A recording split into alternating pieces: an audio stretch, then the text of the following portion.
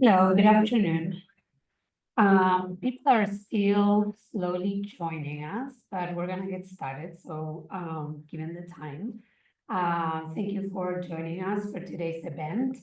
Before we begin, I would like to acknowledge that as the land-grant institution, the Department of Architecture and Urban Design at UCLA recognizes our presence on the traditional, ancestral, and unceded territory of the Gabrielino Tongva peoples. It is a big pleasure to welcome Rossana and Lyndon Neri to AUD tonight. Rossana is the Miller Professor and Chair of the Department of Architecture at the Stuart Weitzman School of Design at UPenn. She joined the school after serving as the Chair of the Department of Architecture at Tonji University since 2021. Lyndon teaches design studios in many schools. Sometimes they teach together, including studios at Yale, the GSD, Syracuse, Princeton, last semester, I believe, and Berkeley, among others. And I'll just say this out loud to commit them hopefully soon at UCLA. Together, they founded Neri and Hu Design and Research Office, an interdisciplinary architectural design practice based in Shanghai since 2006. The core vision of the practice is, and I quote, to respond to a global worldview incorporating overlapping design disciplines for a new paradigm in architecture, end quote. Their portfolio includes master planning and architecture, interior design, installations, furniture, product design, branding, and graphic works with projects around the world. They are also the founding partners of Design Republic, a design platform incorporating retail concepts, design and cultural exhibitions, and education. They have been, themselves and the firm have been recognized by a number of prestigious international awards that include Architizer, Design, Wallpaper, the Frame Lifetime Achievement Award, the Asia Run Award, the Iconic Awards Interior Designers of the Year, Maison and Object Firm of the Year Award, and the Architectural Record Design Vanguard, to name a few. I met Lyndon and Rossana in reviews. I have never been inside a Neri and Hu building yet, and I have never seen them lecture in person before. So in trying to introduce and situate their practice, and more importantly, in the attempt to understand which architectural traditions their work might relate to and be in dialogue with, it was useful to a certain extent to start, we always need to start somewhere, from the map of the location of their projects that they have on their website.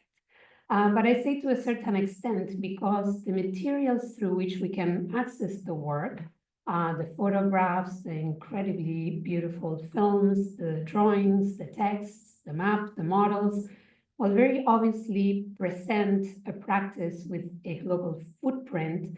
They very quickly reveal a nuanced project that does not belong squarely to the global.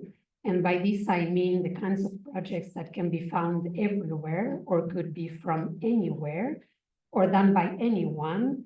But the work belongs simultaneously to specifically many traditions while defining its own.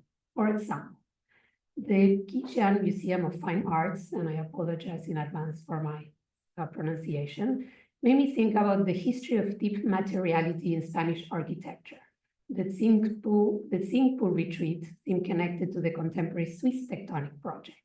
The Balextra store seemed related to Japanese figuration, and the House of Remembrance shares a formal sensibility with an architectural project that has dominated recent American production through its connection to vernacular form.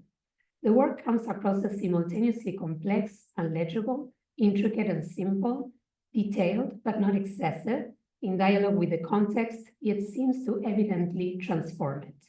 These qualities can be found too in the industrial and graphic design projects, the interiors, and the branding. This form of expanded practice includes knowledge from and for a broad range of disciplines, with the work and its effects, including in architecture and extending to the broader world of global culture through the lens of design. I couldn't find a single historical friend to use as an analog. I thought of an amalgam of figures that included perhaps early Michael Graves and Gio Ponti, the Bauhaus, Lina Bobardi, Carlos Scarpa perhaps. It seems appropriate to describe the body of work as both museum and laboratory, something like the new classics, which is where I ended up landing. I started from the total designers and I moved to the new classics, as the project deeply connected to a multiplicity of traditions while shaping a new one and its possible futures. Please join me in welcoming Lyndon, Neri, and Rossana.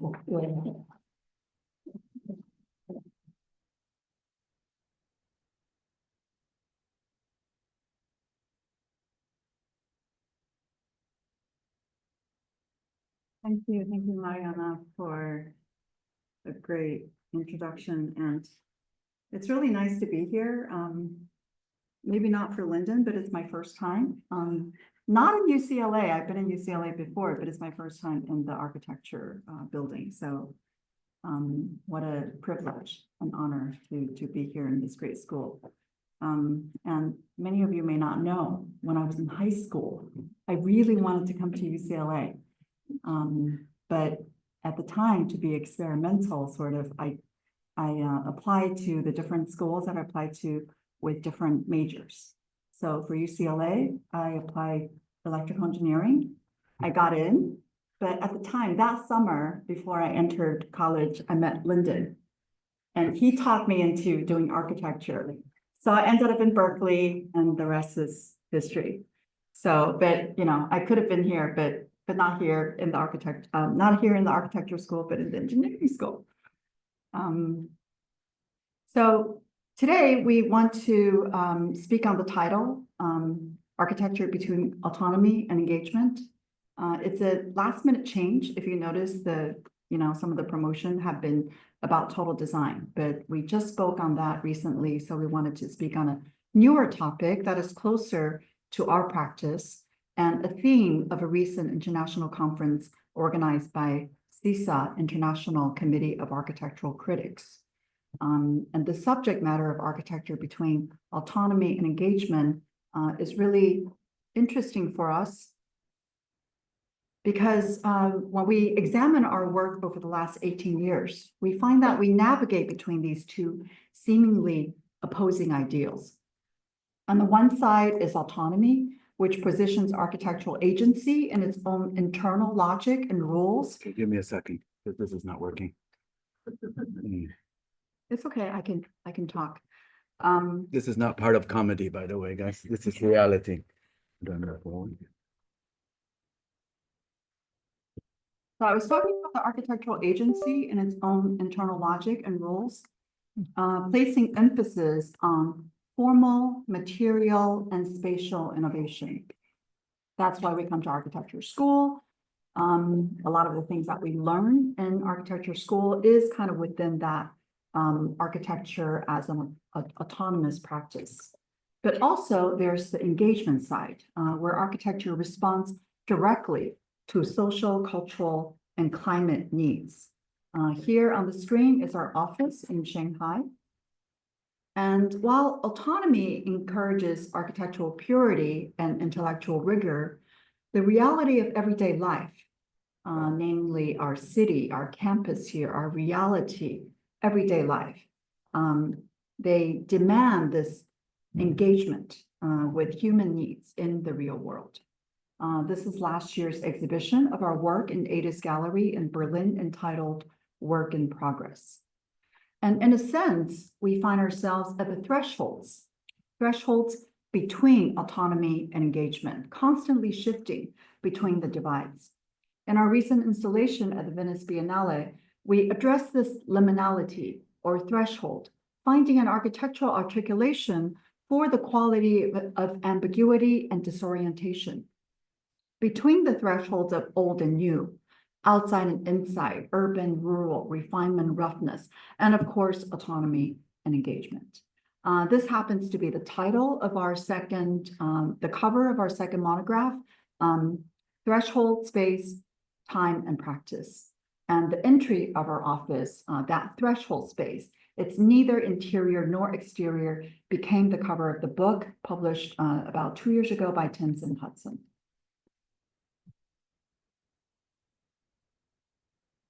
So before we delved into issues that Rossana talked about at length, I want to share with you the condition we were in when we started our practice in Shanghai about 18 years ago. Interestingly enough, when we started this practice, when we went to Shanghai, China was already growing at an unprecedented rate economically, but at the expense of its own neighborhood. The word here, "cai," in Chinese, meaning to demolish, destroy, is depicted here by images taken by a rather famous photographer. This was the state and context we were under. Did we have aspiration to do new buildings? Absolutely. You know, we were young architects, thinking that we could do everything. Did we want to experiment with new forms? Absolutely. But yet at the same time, we were quite alarmed by the state of the urban condition, where demolition of neighborhoods were at unprecedented rate, and it seems quite normal. A few years after, in fact, to be exact, around 2006, in preparation of the 2008 Olympics, the entire nation was thrust into the post-Olympic Beijing post-Olympic building frenzy as China was starting to enjoy a new fine limelight on the global architectural stage.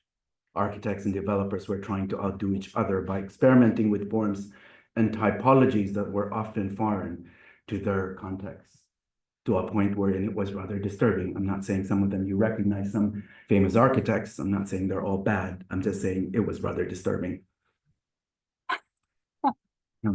So, if I said something politically incorrect, forgive me. I know this is California, so it's a very liberal state. So as a practice, we had to take a stand to reject the glamorization that everything in the built environment had needed to be a spectacle. We argued that newer is not always better, especially if it involves the demolition of context, be it physical or cultural. The speed of building did not allow architects the time to even consider the word engagement, let alone the act of engagement, be it with ideas, local culture, or urban context. Many buildings were literally just copy and pasted as generic towers, resulting in vast landscape of anonymous cities. We saw that what defined Chinese architecture was in crisis. While many iconic monuments have been preserved and feature prominently on tourist destination lists, their commercialization diminishes their ability to fully represent the richness and depth of Chinese culture, both modern and historic. Along with the issue of urbanization, the flip side to the equation is the erosion of culture and livelihood from rural regions. So it was not just the city, but it's also the rural area. This significant alarming trend greatly impacts the traditional notion of community, family, and cultural roots. As you can see, the image taken by Nadav Kandar, taken in 2006, literally the year our practice started, which here to the left. And the film by Jia Zhengke, also in 2006, showing exactly the state of the condition of the time, both in urban, in Kandar's photos, and also in the rural context, in Jia Zhengke's film. Hundreds of villages are disappearing daily. In response, the government cataloged thousands of examples of intangible cultural heritage, revealing that 80% of them are rural, empty seats representing people who have left the city to work and have no plans of coming back, with the exception of perhaps once a year during Chinese New Year to be with their parents and grandkids. In fact, they would leave their kids for a whole year to be taken care of by their grandkids. So it was not just the architecture by the grandparents. So it was not just the architecture that was disturbing to us, but you can imagine the social structure that society had to deal with. If China's rural culture is lost, there's a real danger that much of its collective national cultural history, we argue, will also be lost. This trend also created a blurring of what would conventionally consider urban or rural. Is this rural? Is this urban? As captured poetically in many of Nadav Kantar's work, one titled Sunday Picnic and Sunday Afternoon. I am sure this is not, even though LA in its advanced highway system would not consider this Sunday Picnic and Sunday Afternoon luxurious moment, but this is happening in Chongqing. And in Jia Zhengke films showing how citizens are adapting their lifestyle to this rapid urban changes.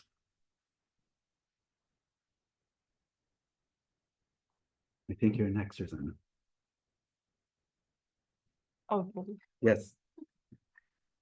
we didn't rehearse enough. So in response to our project's context over the years, we found that more nuanced dialogue between engagement and autonomy is needed to produce meaningful work. Though both are often seen as opposing forces, they can also complement each other. In Jürgen Habermas' theory of communicative action provides a framework for understanding how these concepts can coexist. He argued that critical dialogue between autonomy and engagement allows architecture to maintain formal rigor while remaining open to societal critique and responsiveness to external needs. This dialogue suggests that buildings can retain their formal and structural independence while addressing urgent social, cultural, and environmental challenges. Rather than being mutually exclusive, autonomy and engagement can work together, complementing each other to create designs that are both innovative and contextually responsive. Autonomy provides a foundation for formal and material innovation, while engagement ensures that these innovations are grounded in social, cultural, and environmental realities. This integration creates designs that are both meaningful and relevant and addressing the needs of social, societal needs, and while advancing the discipline. So we're showing 8 projects today. We aim to illustrate this with our projects in China, specifically to demonstrate how a certain sense of autonomy can result from acts of engagement. I know some of you have sent through Instagram requests to see some of our European works, but they're all under construction. So my apologies, we're just going to show you works in Asia. So in the first 2 projects, Nantou Guest House and Fuzhou Tea House, we will discuss how engagement with physical urban remnants construct a dialectical image that can offer critical resistance to conventional attitudes. In the 3rd and 4th projects, the Waterhouse Hotel and this pastry brand called Lao Ding Feng, we will explore how engagement and context under erasure, layers of history and memory results in imagined futures and liminal spaces. In the 5th and 6th projects, the Brick Wall, Yangzhou Retreat, and Suzhou Chapel, we will discuss how engagement with typology, precedent, and local materials can recast vernacular architecture as means to find autonomy through importing context, in the goals of ultimately transcending context to resonate universally. In the last 2 projects, Aranya Art Center and the recently completed distillery project in Emeisan, we argue that a seeming rejection of inherited context or an embrace of a pluralistic understanding of context is actually a deep engagement with the notion of genius loci and working with the environment at large. So as Lyndon said, there are 4 kind of larger themes where we are framing our work, and the first one is context with existing corpus. And the first project is in Nantou, and it's a guest house in Shenzhen. So we want to use the first 2 projects, namely the Nantou City Guest House and also the Fuzhou Tea House, to discuss the integration of autonomy and dialectical tension, using architectural form to both resist and critically engage with the forces of urban development and history. The concept of the dialectical image was introduced by Walter Benjamin, the Arcades project. He used the metaphor of the dialectical image to describe a moment in time when historical contradictions come into focus, revealing the underlying tensions and dynamics of history. This power of the dialectical image resides in the fact that it represents a snapshot of the ongoing struggles between opposing forces, tradition and modernity, reality and dream, allowing these contradictions to be perceived and understood. As an adaptive reuse strategy, which we often work on, adaptive reuse projects, we work with the existing corpus, treating the building as artifact, as a former ruin that also comes with its own representations of decay, continuity, and impermanence. And many of our projects are based on the premise that nostalgia, rather than being regressive, offers a productive means to engage with heritage, collective memory, displacement, and also urban renewal. The surgical nature of these projects also speaks to an archaeological approach, of peeling back the layers, which you will see in a lot of the projects, working with deletion as much as addition. The site here is Urban Village or Chenzhongcun. Nantou City is a typical example of such a phenomenon, where a vibrant and lively village sits in the heart of a modern and anonymous city like Shenzhen. Nantou is at the heart of that city, Shenzhen, and if you know the city, it's often criticized for having no history, but it's also having this astonishing growth, very fast kind of building, and the building is seen as high rise after another, and you never really know where you are when you're in Shenzhen. But Nantou itself, it actually evolved from an ancient fishing village, a small village, and traces of that urban memory is still evident in the neighborhood of our site.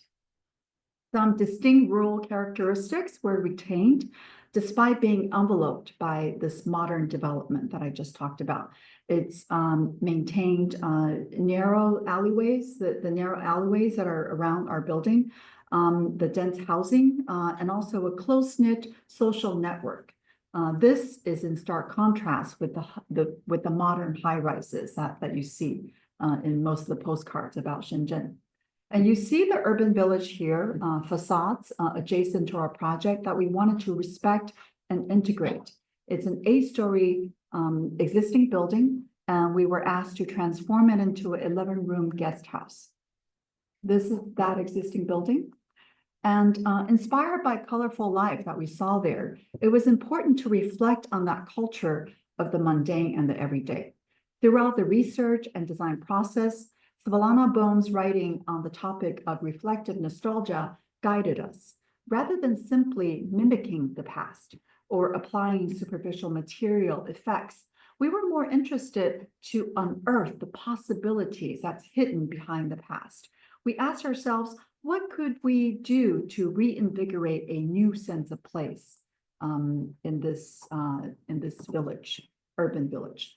By carefully stitching the buildings into the existing fabric and first keeping the existing facade as is, the design ensures that the building interacts fluidly with its surroundings. There's this delicate balance between engagement with the urban fabric and autonomy of the architectural form. This interplay between the context and independence shapes the project's approach to adaptive reuse. In the end, the building responds well to both the surrounding and a new internal logic. This is a public entrance opening to a public piazza. The ground floor, the entry threshold, exemplifies this engagement, serving both as an architectural boundary and also an extension of the public space, because from this public space, you can just flow naturally into the building proper. And rather than simplifying or simply marking the transition between the interior and the street, the threshold functions as a street furniture, and the local community is invited to gather and interact. This strategy mirrors Henry Lefebvre's theory of socially produced space, where the architecture does not merely occupy a space, but actively shapes and is shaped by social life. To engage with the uniquely organic circulation that is important with the urban fabric, the access and public realms are designed to be connected back into the networks of the intricate alleyways. A new side entry, which you will see in a video later, the side entry to the guest house is created by extending a side street directly into the building, like inviting the neighbors and the friends into your private home.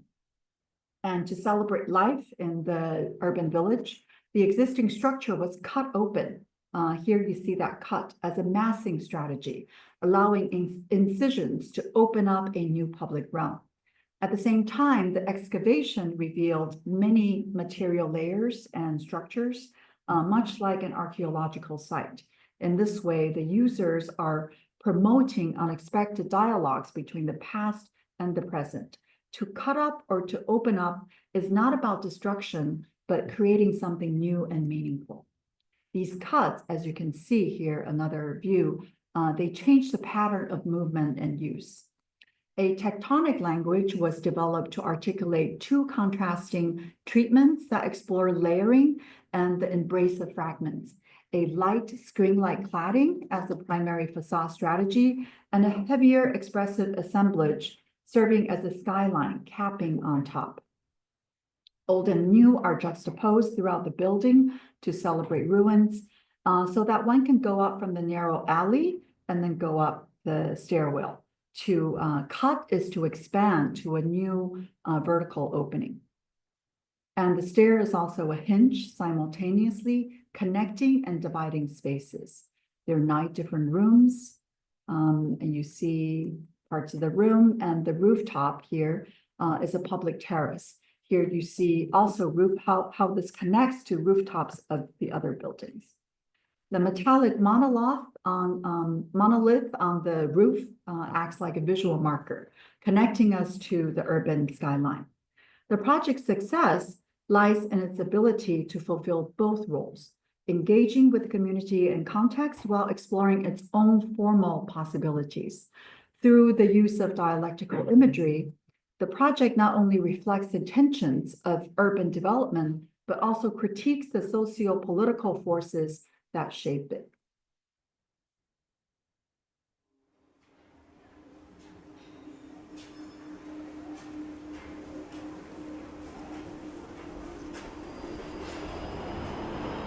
Here you see that cut in the city a while ago, and later on that cut will become the staircase. And this is kind of like that natural cutting style. A new metal skin is layered on the facade.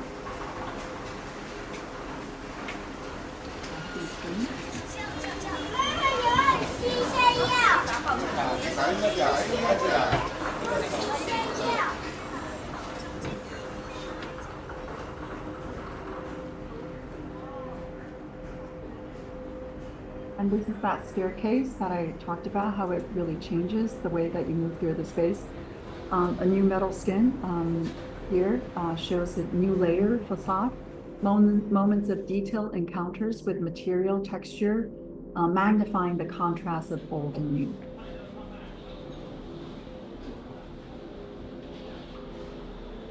And this is passing through the alleyway, coming towards the piazza, and there's that kind of, urban armature or furniture, so people can sit and have a conversation with people, with the neighbors.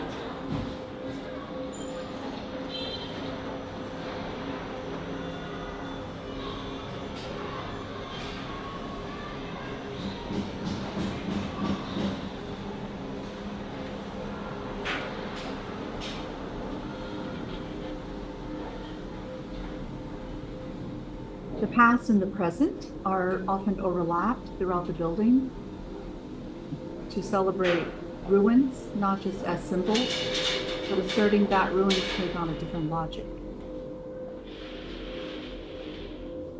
The interior of one of the rooms.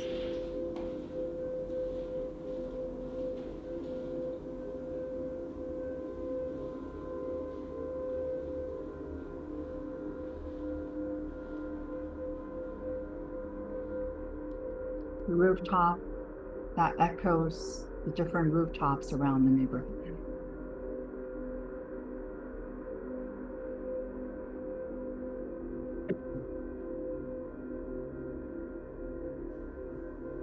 So that different logic that I talked about is Poting's Falana Bone, one that is not romantic, not melancholic, but a form of toleration of disharmony. And here you'll see a lot of kind of different things working together that may be in contrast to each other and definitely not harmonious, but through a certain toleration, also working with the past, historic past, and also kind of the ruinous future, imagined ruins of the future.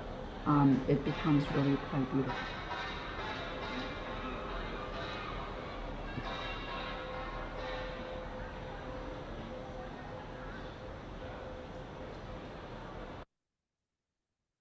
next project is also in the south. It's a place called Fuzhou. And this image is important. It's the Jingshan Temple, built in the middle of a river, which is a rare visual representation in China. John Thompson, one of the first photographers to explore the country, introduced Western audiences to the earliest images of what was then considered the Far East. Chinese art historian Wu Hong notes that Thompson's photographs were groundbreaking because they capture images of ruinous buildings in China, something that wasn't depicted in traditional Chinese paintings or visual records.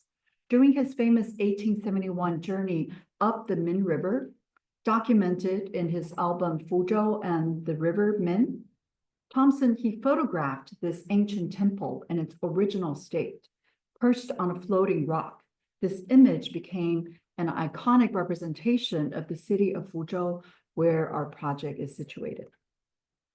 The owner for our project, he mandated that a structure to be relocated from Anhui and to be enshrined as an inhabitable centerpiece to a new tea house. This project illustrates containment, where the original ruin structure, which dates back to the Qing dynasty, is treated as a precious artifact around which a new building is erected to house it. The significance of the original relic is reinforced by the floor plan, which you can see here. Also reflects the idea of containment. It's literally just contained by the new architecture. And the old structure, as you can see right here, from the slit kind of under the building, is partially revealed from the street, surrounded by a new heavy carved base. This project was used when guest editor Jean Nouvel asked the question, are we entitled to modify the past for Domus? This was, I think, about 6 months ago. Conceived as an urban artifact, we envisioned the project as housed on top of a rock, which is made of rammed earth and concrete. It's this pinkish first level base you see here. And the project is named Relic Shelter since it internalizes and contains a piece of distinct artifact, this wooden house from the Qing dynasty. And you see the wooden columns coming down to form this large hall. On the level below, the level of the rammed earth, is a large circular reception.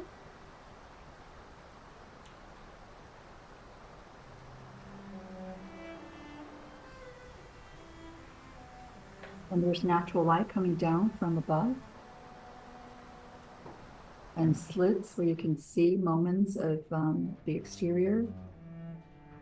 And from this grand hall for tea service, you can walk up to the mezzanine level,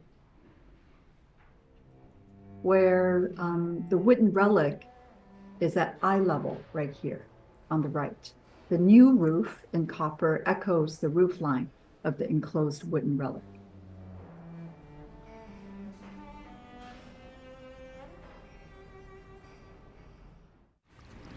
A sunken courtyard contains a pool that filters light below through this thin film of water. And this project juxtaposes a preserved and restorative piece of history with a new structure and formally reflects the ruin of Jingshan Temple, a collective memory of the Fuzhou city's past. And that's that first image that I showed.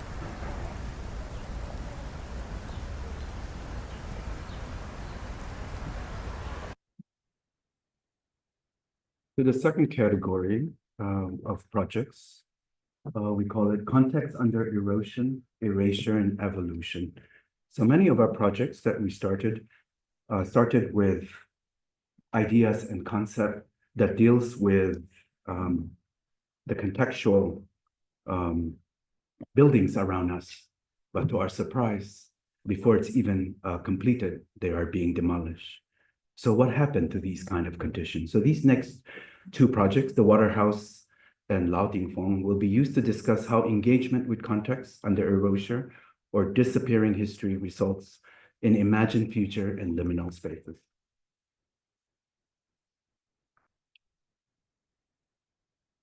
So first, we want to use our initial or our first architectural project, which is Waterhouse. Many of you are probably familiar with this project, to discuss how we started with engaging the site, the context, and obviously after it was done, 6 months after, it was demolished.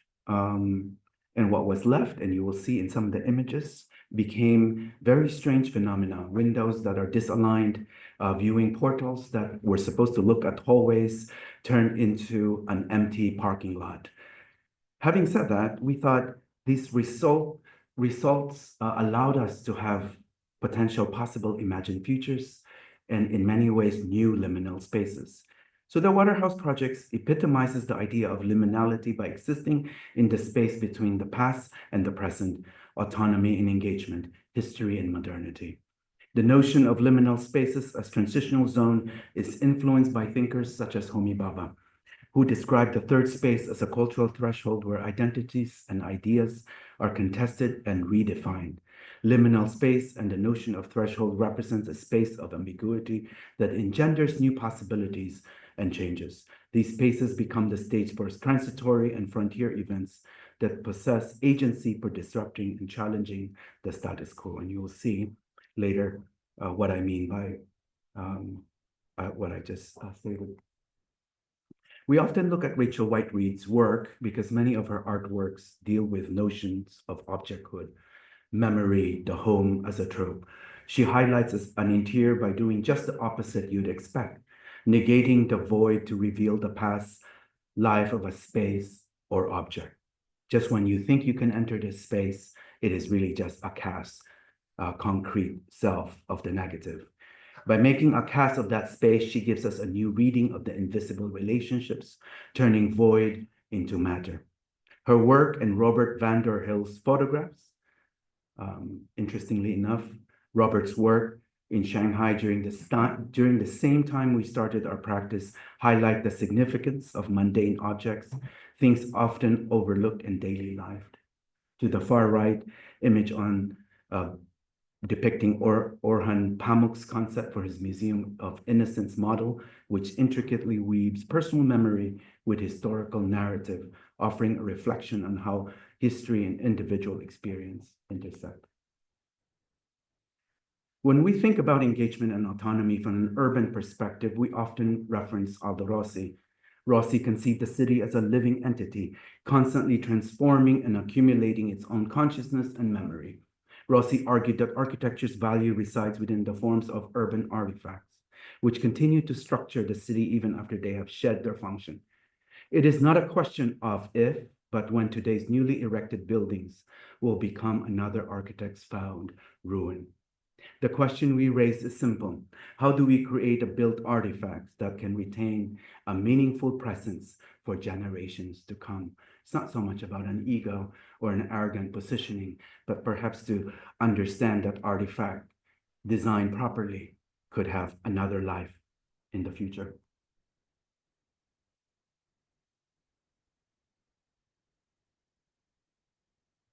So this was the next project, Waterhouse, when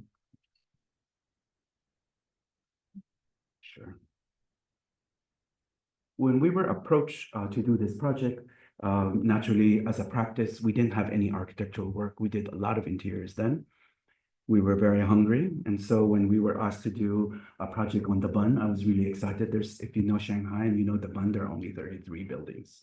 So of course, Rossana, being the pessimistic side of the partnership, said, no, it can't possibly be the Bund. I'm the optimistic side, goes, must be one of 33. Both of us were wrong because it is on the Bund, but it is south of the Bund. And so this was the building that was given to us. It's an existing 3-story concrete shell, once a gangster warehouse for opium, then later a Japanese police headquarters. So the brief of the client initially was to demolish it, completely demolish it. So we were really excited. You can imagine young architects, no architectural project, to ask us to demolish it. But the second brief was more disturbing. He proceeded to tell me, can you design London Mayfair for me? And I knew, knowing fully well this Chinese developer, that was not going to be a full brick. It's going to be a slip brick. So it's going to be a Disneyfication of Mayfair. Not to say I like Mayfair, but imagine a Disneyfication of Mayfair. So I was really disturbed. So we proposed, both of us, immediately, right on the spot, that we said, we should try to save this building, because by doing so, you will save a lot of money. All Chinese developer, when they hear saving money, gets really excited. So we were taken by the visual cues that prompted us to try a different approach to working with urban relics, really not by choice initially. So some of us used to think, well, Neri and who we had this amazing agenda going into China to really save buildings. Trust me, we were just as egotistical as all the young architects going into that city. But given the condition of the possibility of this designing a Disneyfied Mayfair or keeping this building, the choice was obvious. And you can see easily the history, the patina written all over its surface. And in similar spirit of White Reed, Pamuk, and Rossi, we decided this relic should be kept and given a second life. So some of my initial chicken scratches, we start sketching away, thinking that perhaps we should add buildings on top of it, because innately we were still architects. So the design of the Waterhouse draws heavily on the concept of reflective nostalgia that Rossana talks about. Unlike restorative nostalgia, which seeks to reconstruct and realize a past, reflective nostalgia accepts the contradiction of history and the tension and follows multiple narrative plot lines. It resists offering up any singular interpretation of memory or identity. The Waterhouse, with its mix of crumbling walls, exposed brickwork, and modern materials like corten steel that reflects the shipping containers and the boats that goes around Huangpu River, embodies this reflective approach. Thus, the real task from this project for us was to really hold back in the restoration process and resist the natural urge to fix every flow. For Rossana, it was easy because in our partnership, she tends to reduce and deduct. I tend to add. So that was very painful for me. So the architectural concept behind our renovation rests on a clear contrast of what is clearly old and new. So we consciously chose to preserve the imperfection of the building, allowing them to stand as markers of historical transitions while introducing new architectural elements that point towards the future. This archaeological design, similar to Nantou, peeling back layers and adding new intervention, evoke a sense of liminality where the building negotiates between its historic past and modern functionality. I often, whenever I'm in this interior, I always tell this story because this is the lobby. My mother and my father came during the opening, and my mother could not contain herself and started laughing, couldn't stop laughing, and just looked at me and said, 2 questions, son. Is this project complete? I said, of course it is complete. Second, did the client pay you in full? I said, absolutely. He goes, it's either your client's really stupid or you're just brilliant, right? So, while some of the spaces have been refinished and smoothed over, some portions of the wall are left crude intentionally, exposing crumbling bricks and delicate lathwork behind the deteriorating plaster. Structurally, we inserted metal columns, as you can see, those painted in black, to make sure that structurally it was reinforced the existing condition. These were 3 existing buildings. Equally purposeful as respecting the demarcation between the old and new is conversely erasing the boundary between the public and the private. We are interested in breaking down the visual, oral, and physical limitation of personal space across various scale, which we argue was very similar to lane houses in Shanghai. And we argue if you're going to come and stay in a boutique hotel, it's important that you really understand the lane houses of the city, as opposed to have a checklist of where wallpaper brings you. Not to say it's bad, some of them are good. So liminality here is expressed through the blurring of the interior and exterior, as well as between the public and private realms, creating a disorienting yet refreshing journey. So the section quality of the existing stair, many of them led to nowhere, because you can imagine this was an opium den. So it was concocted so that when the police came, there was no way to find where they are. Yeah. So we thought this was amazing by making this visual connection, not the opium, but the idea of the sectional quality of the building, we decided to keep it. The client were really disturbed, because you can imagine both partners decided that the space of the room of this particular liminal space would have been wasted. And I said, imagine you don't have to buy artwork anymore. This is your artwork. Oh, those Chinese developers, they love my proposals.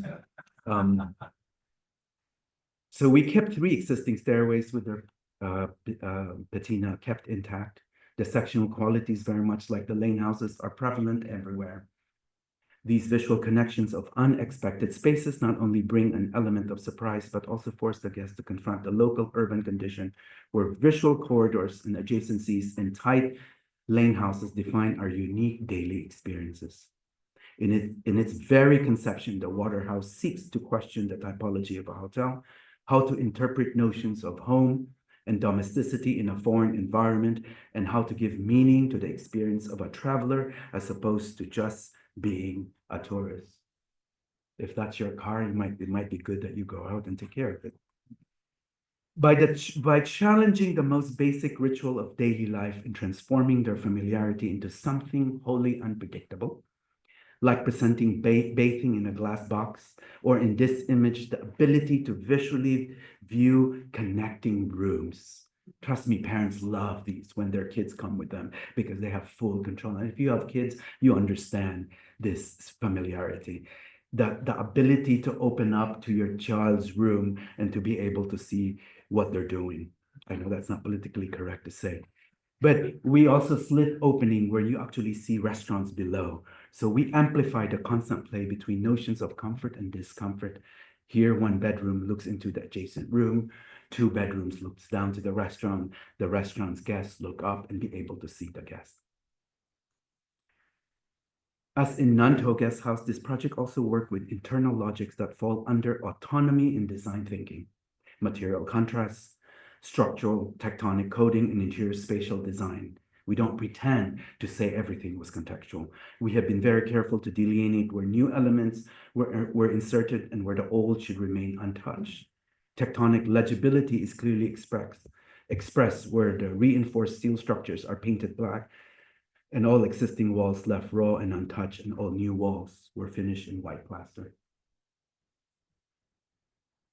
The public space allow 1 to peek into private rooms, this being the cheapest room, because obviously it looks down into the lobby and into the reception, but it's one of the most popular. So, such as this particular large vertical window above the reception, the bedroom windows overlooking the restaurant. Slab cuts were introduced above the restaurant to provide hotel guests above with just the slightest glimpse into the communal realm. This visual slippage happened even for the kitchen, injecting surprising aspects of theater into the mundane. Today, the Waterhouse is facing a different reality than what we had inherited during the design phase. In fact, 6 months after it was built, the context that we relied on were in a bathtub, had an amazing view of this beautiful rooftop neighborhood, disappeared within a week. The context we were responding to, that we had painstakingly taken into account while calibrating views from interior back to urban scenery, bathing warm and seeing this beautiful scenery with Pudong, the new city of Shanghai beyond, no longer exists, or it has rather gone through drastic evolution. Second floor corridors with windows framing and visually connecting to lanes below. Yet we don't see this as a condition or resolution that diminishes the project in any way. Initially, we were disappointed. As you can imagine, being architects that likes to control everything. But we realized that, in fact, we find that this turn of events only further heightens the Waterhouse as a third space, occupying a liminal threshold where in certain memories happen where people, former guest that comes, talks about the lane houses in the past. In this sense, the building carries with it now more than ever an ever stronger sense of being forever suspended in the algia or longing that Svetlana Boeing described. the longing for going home, the longing for the lane houses that disappear, the longing of the footprints that was there. The Waterhouse now epitomized the idea of liminality by existing as a transitional space where past and present coexist, without resolution, without a clean plot line, creating a visceral experience of temporal liminality. In conclusion, the concept of liminality offers a critical lens through which to understand the balance between engagement and autonomy. In architectural design, the Waterhouse serves as a prime example of how liminal spaces can act as sites of cultural and temporal negotiation, buildings that were in between. Perhaps it was not initially intended for that, were become a vessel or destination where past and present engagement and autonomy and old and new are continuously defined.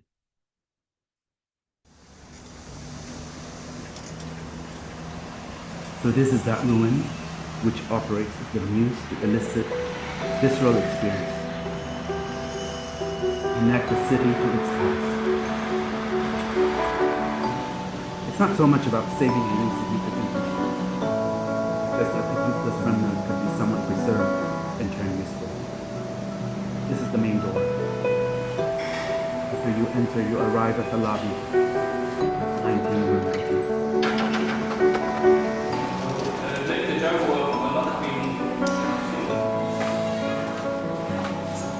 Calvino wrote an invisible city, arriving at each new city. The traveler finds against it as it is that you cannot know. Foreignness of what you no longer want, or no longer possess, lies in wait for you in foreign emphasis.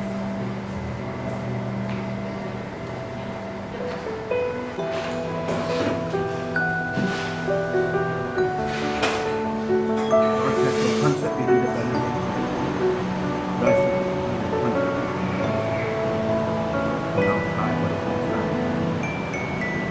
private blurring of the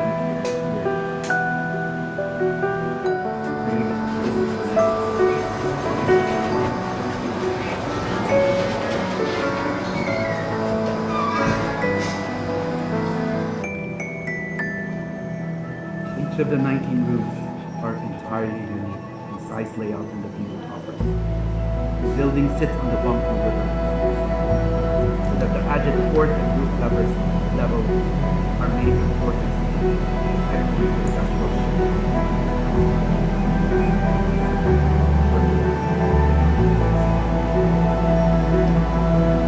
offers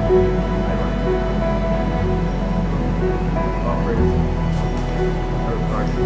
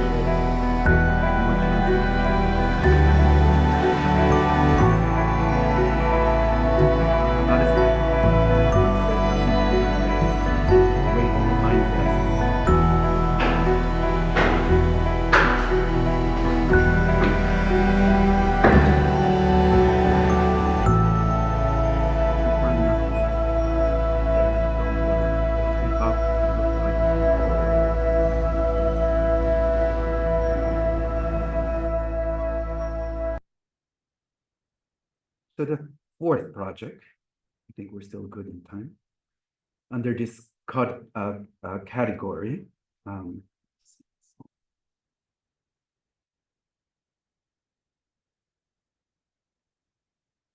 is a project we called Recast, Laoting Fong Beijing project.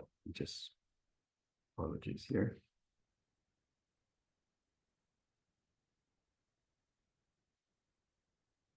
So we were called to convert an old cotton textile factory and a warehouse into a gallery and headquarters for an old pastry brand, actually from Tianjin. This brand was made in 1911, and a new owner had bought it about 5 years ago and decided to rebrand and took it from Tianjin and moved it to Beijing. So the design is inspired in part by the client's main product, traditional pastries, often formed in a decorative mold. If you're Chinese, you probably know this. Actually, the Japanese do this as well. So the notion that a container may form and hold the shape of its content within. Then through masking and revealing, create an interesting spatial juxtaposition between new and old. So we use this analogy for our architectural project.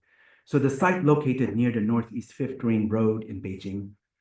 This project site is part of a once thriving industrial area with its own train depot called Langyuan Station. As you can see in the drawing, that a train track used to run through the site, delivering raw materials. And it was quite on the outskirts. So a lot of them needed this train to bring the raw product to the main city.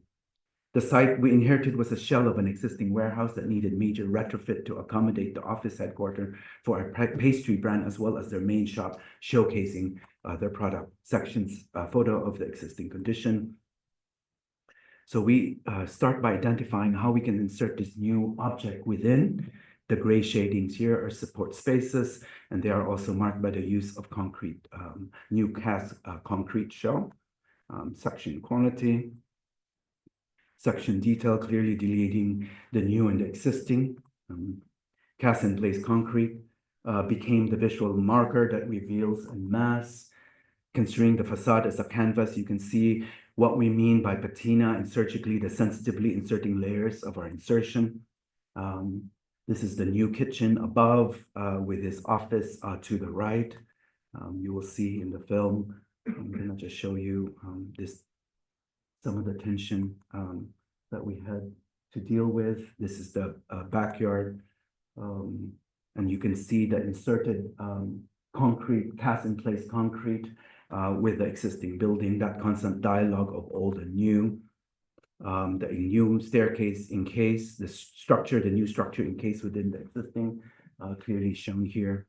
As in Waterhouse, this project also worked with the internal logic that fall under autonomy in creating a new shell within the existing warehouse.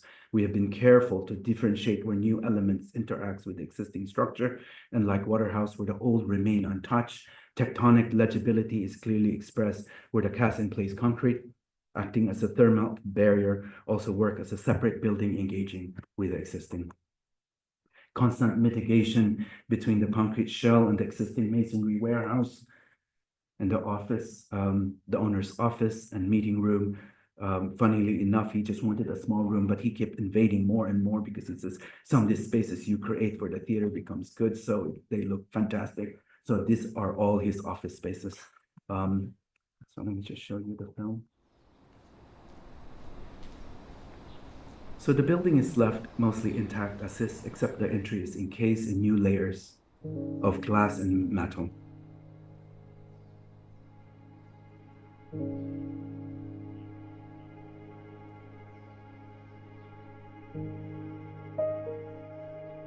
So the concrete is molded into the existing brick walls.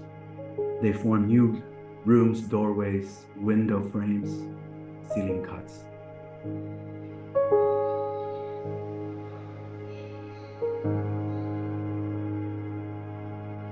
Instead of creating a new wall to thermally insulate the building, we created a building that also allowed another story to house the office and this display of new pastry concoction. A new attempt to display traditional pastry in perhaps more minimalist setting. Both the owner and us felt the past is represented the presence of influence, and maybe that's enough. The brick wall is often pulled back, forming a backdrop to the newly formed concrete rooms, either a stair corridor office or training rooms. These are the office spaces with slit at the end so it doesn't touch the wall. Double-story atriums, we'll see later. that became their cafe for his pastry headquarters and retail store. Rooftop offers cuts into the concrete for sunlight, fresh air, a new way of perceiving the space. While the concrete itself operates like a surface covering its main objective is not to conceal or obscure, but rather to reveal existing structures' imperfection. The new concrete complete the walls, enable functions to make the space work. What is revealed is only the marking of existing wall composition, while also the local low-tech roughness of construction. By exploiting the plasticity of a simple material like concrete, a derelict wall is transformed into In this way, the project serves as a new site, a palimpsest for recording the past and present, an assemblage of non-ornamental incrustation, embellishments, and new vessel for inhabitation.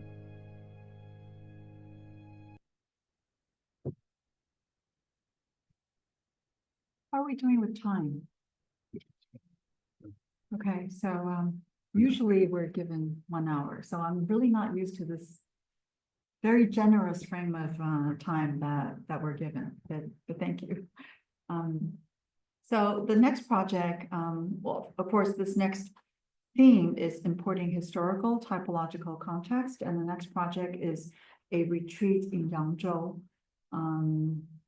And it illustrates how engagement with typology can reference vernacular architecture to achieving autonomy through importing contextual cues in the pursuit of transcending context to resonate universally. And here we must mention critical regionalism, which defined by Frampton as a fundamental strategy to mediate the impact of universal civilization with elements derived indirectly from the particularities of a particular place. Yet today's globalized world and the digital age have radically altered conventional notions of local versus global. And I think we see it everywhere, especially when we travel. And while critical regionalism challenged the homogeneousness or homogeneous force of globalization, its theoretical framework is still filtered through an ethnocentric view of certain marginalized cultures battling this imagined core of Western hegemony.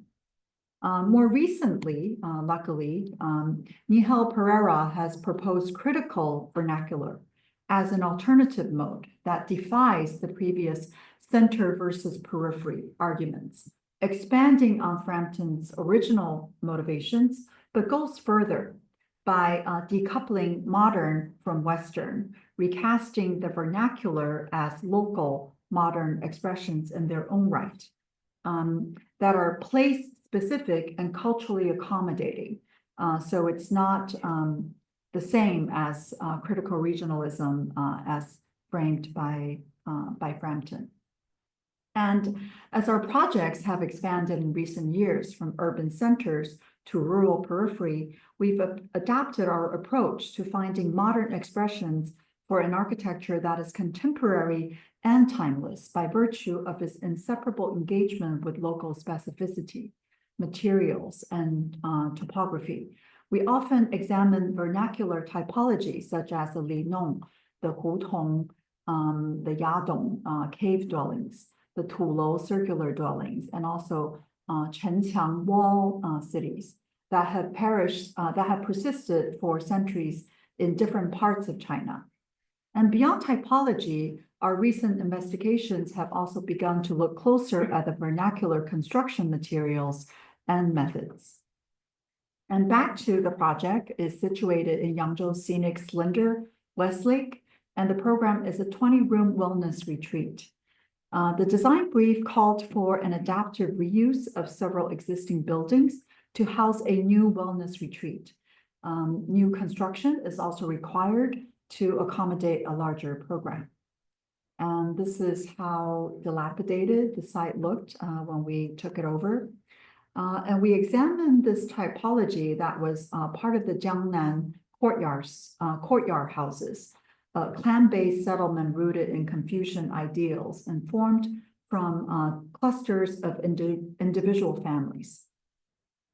And within that typology, in this city, there is a close relationship to the Jiangnan Gardens, as well as some other cities, which you will see in the next project. And we look closely at a particular garden called Geyuan. And it's called Geyuan because if you know Chinese, the word ge, the character of ge actually looks like bamboo. And there's a lot of bamboo in this garden. And it's built by a salt merchant in the Qing dynasty. Among many other qualities, these gardens designs, they serve as a microcosm of a utopian worldview and embody the Taoist ideal of harmony with nature. And this is a plaque that we found outside of that garden. And it shows that the architecture within the garden is a nice square grid, a traditional formation. So separating each row, there are 3 rows, each row of the courtyard is the auspicious fire lanes. And these fire lanes are interesting and also very memorable. And eventually they became a conceptual foundation for our design, I think, which you will see very clearly. This is the project site plan where you see the attempt to unify these scattered existing elements by using a spatial typologies of the lanes to form these multiple courtyards that are connected by covered walkways. Each courtyard satisfies a different programmatic function.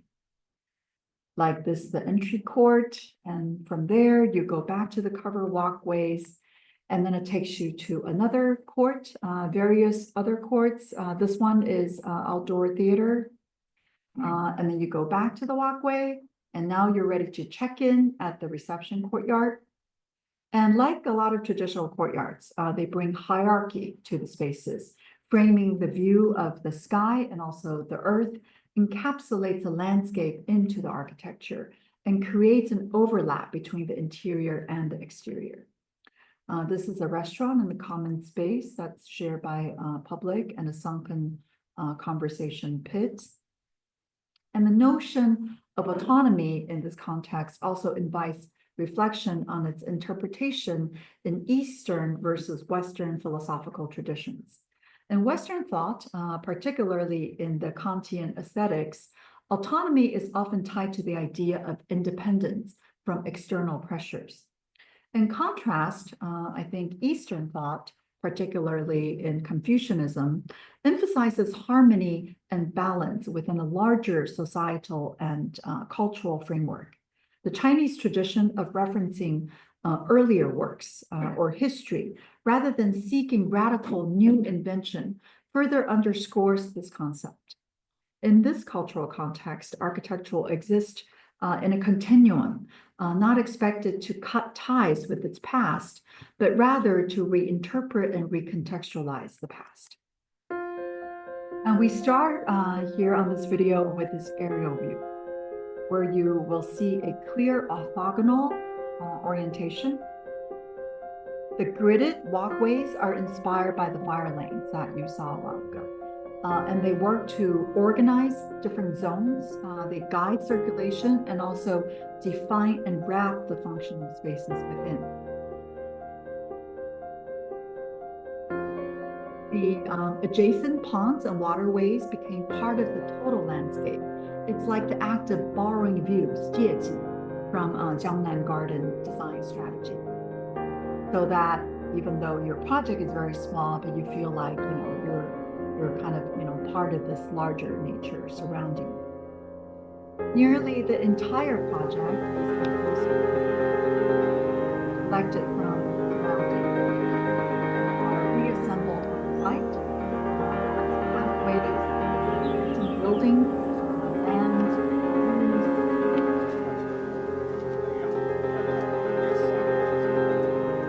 and by dispersing these act of destruction, another element becomes part of the new building, establish relevance to the discarded constructed.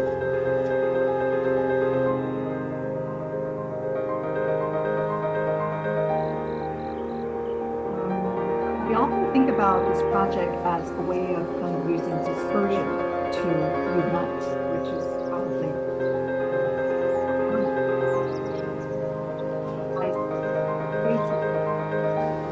all the courtyards are scattered walled groups. And these functional spaces, they're both dispersed and contained, like this courtyard, creating a kind of landscape where visitors, they experience unfolding vignettes that recur episodically throughout their journey, like you would when you go to a Chinese garden. The thresholds are less defined, the boundaries less clear, blurring the lines between inside, outside, public, private, and the old and new. They also form a kind of new garden, one that defies the Jiangnan and also traditional garden heritage, and revealing the paradox of the artificial organic, blurring the zone between nature and man-made. We saw this project as a chance to recast a new vernacular, rooted in the past but ushering the future in the present.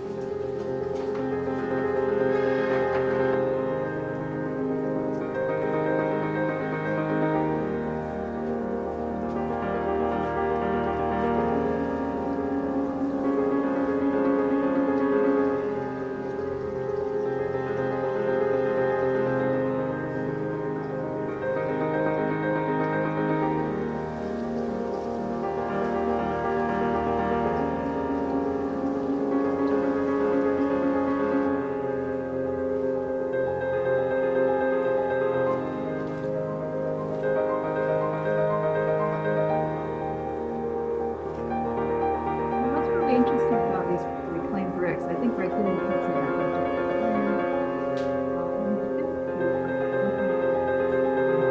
They're stamped. And the stamps, so what was really is that some of the workers here, they'll say, oh, these bricks from my village, because they can see the stamp. And then a lot of them are just really proud. Hard to memory from their childhood or from their hometown as part of this new composition. It's young.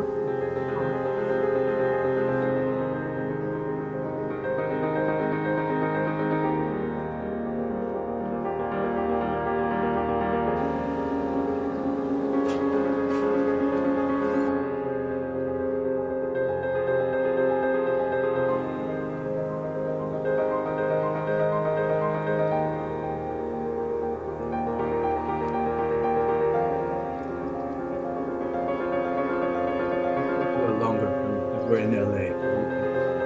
You guys are used to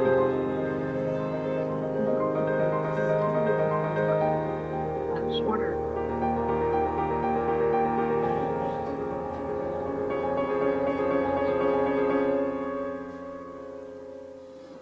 Don't worry, this guy's gonna close the door and we're gonna go to the next project.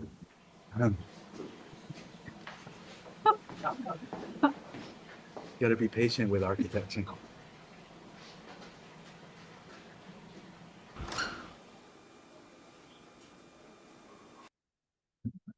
I've been standing up here trying to tell him, hey, just end that film. Okay, so the next project is actually nearby. So this is in Suzhou. We were in, gosh, we basically traveled around China today.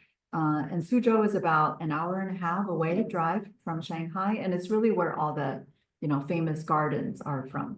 And it's also part of the general vicinity of Jiangnan. And Jiangnan literally means south of the Yangtze River. The left drawing here is from an important contemporary painter, Wu Guanzhong. His work is known to represent this region's cultural aesthetic in blending traditional ink techniques with Western modernist approaches. He was trained both in China and also the Beaux-Arts.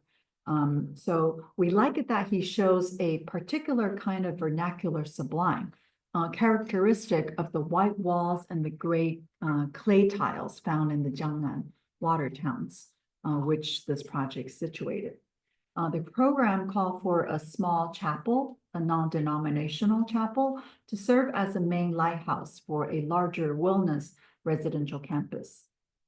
We use this gray bricks, gray and white bricks of the region, mainly to be expressed in the undulating brick walls and a floating white volume.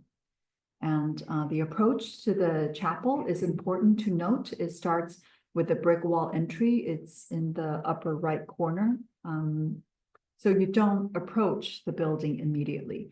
And these are sections showing the side staircases.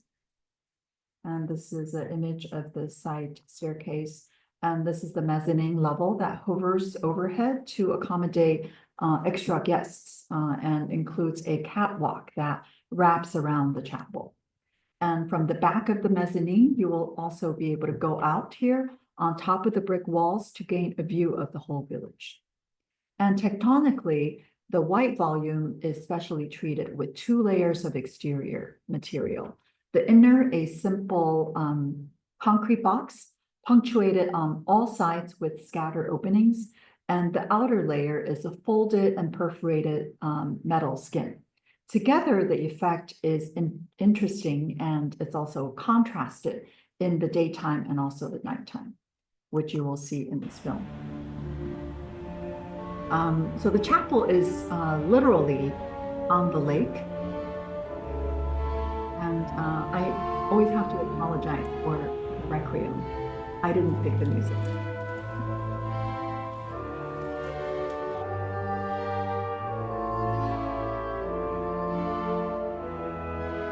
So this is that water from the lake front. It's known to be very serene.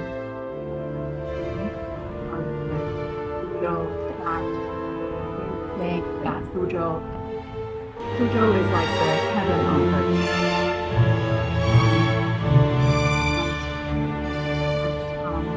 The approach is a brick walk where different heights of walls make it to meet with each other, making a truly adaptive.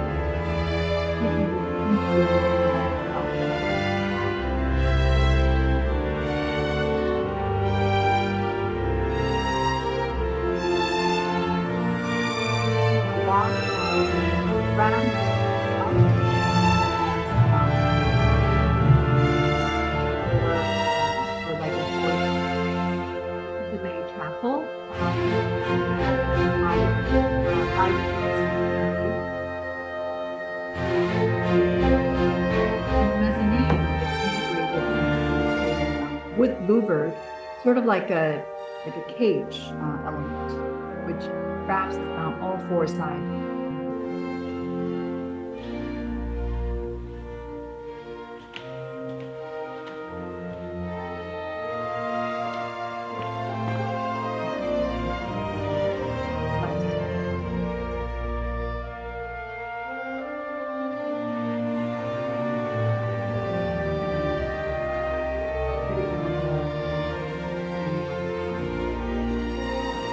And this attached staircase is an important feature.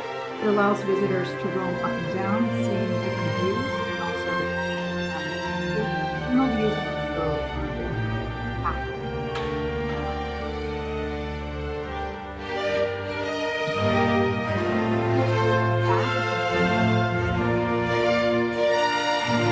the white volume.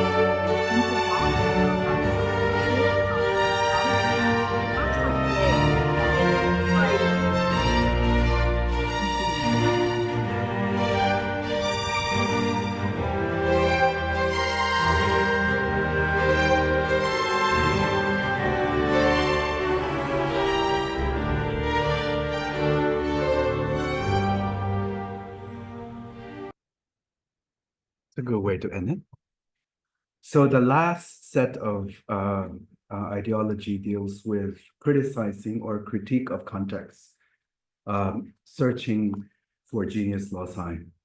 So in the last 2 projects, Aranya Art Center and the distillery that we just completed, We argue that a seeming rejection of inherited context or a context that's required, inherited context for Aranya, and a required programmatic iconographic context in the form of the distillery is actually a deep engagement with a notion of genius loci and working with the environment at large. So the next project, the first project we will show you in this grouping is the Aranya Art Center, located in Qinhuangdao. Qinhuangdao is literally about 3 hours outside of Beijing. So the Aranya Center located in this area is quite special because it's an enlightened developer. This project can in many ways be perceived to occupy the opposite spectrum of the first project that we showed, that Rossana showed, which was the Nantou Guest House project, in that its form, tectonic material, and spatial expression all seem to reject its surrounding fabric and context, or at least our strategy did. If Nantou uses the dialectical image as a subtle form of critical resistance, then Aranya is the overt critic.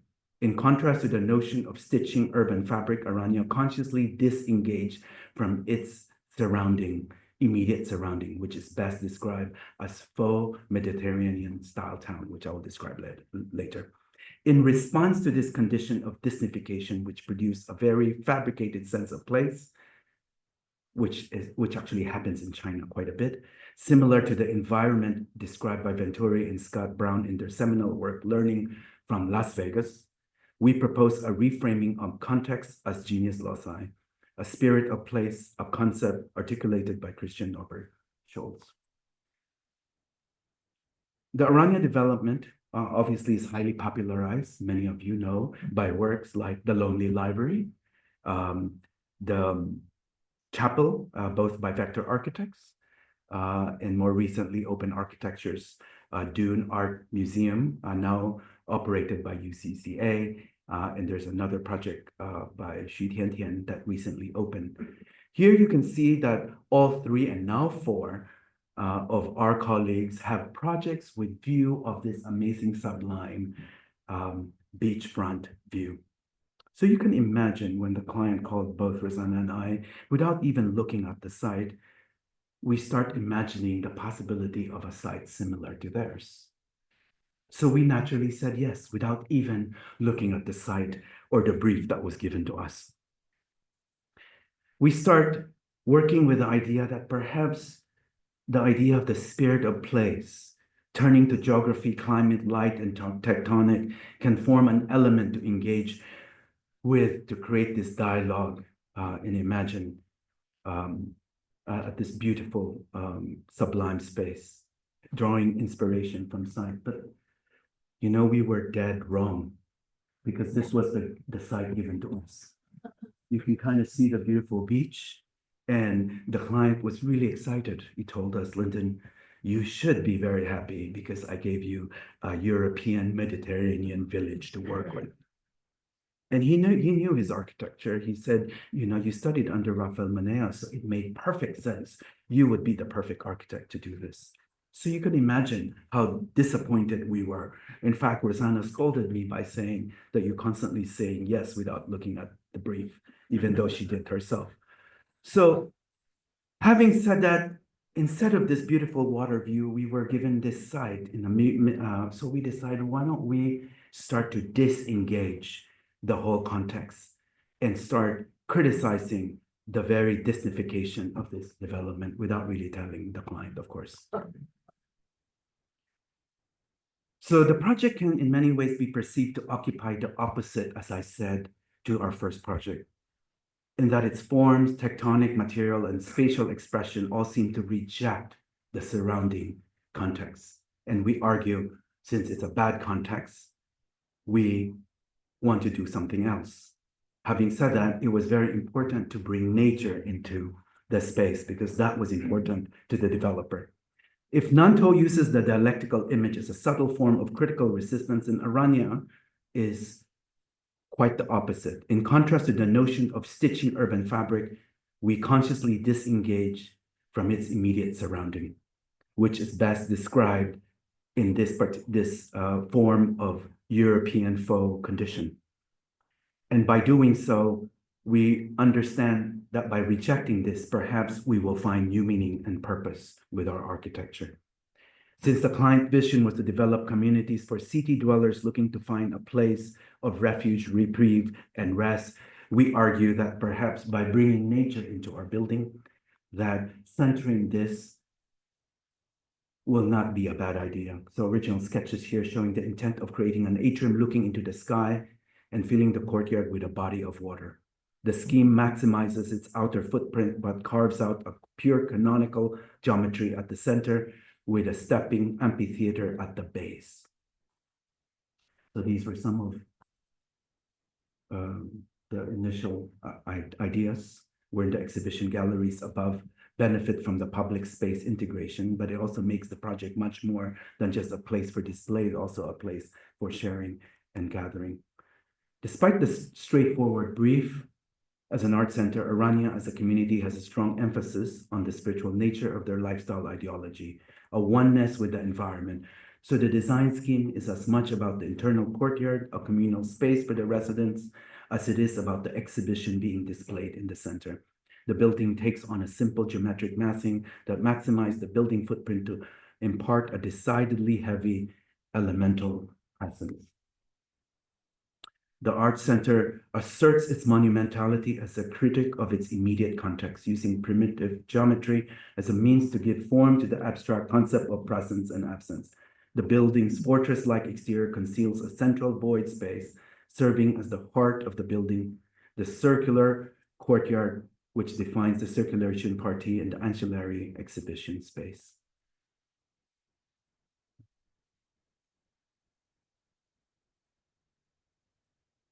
So the atrium here is the void that creates this architectural presence.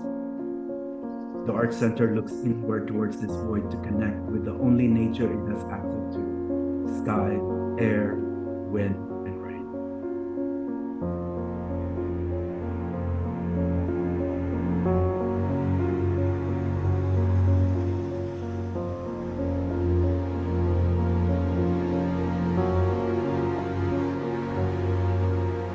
Center space as a theater, light is filled with water and becomes this beautiful landscape company.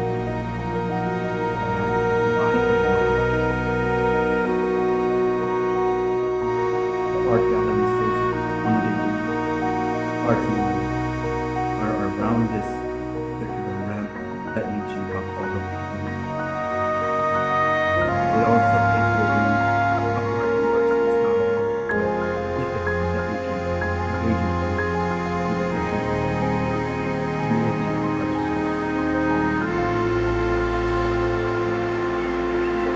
the building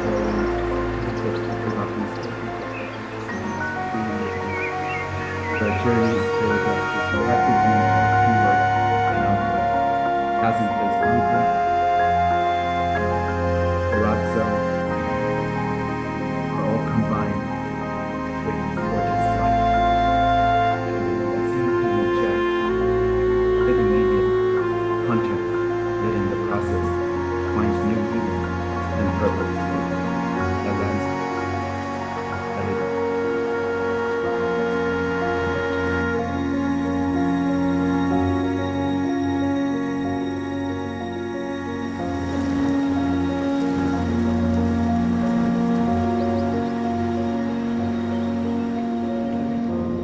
As a practice, we also start using film as a means of expressing how we convey our ideas. Mariana just talked about not being able to see our buildings. In fact, many people have not. Some of them are not even in cities that are easily accessible like this place.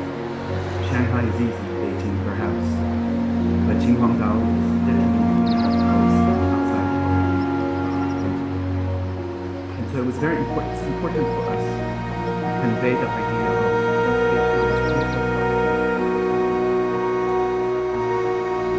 interaction of how buildings.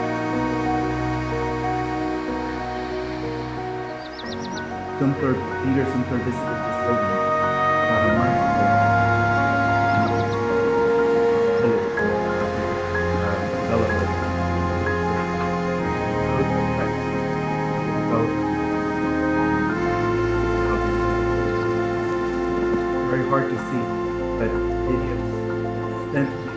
glimpse of how a building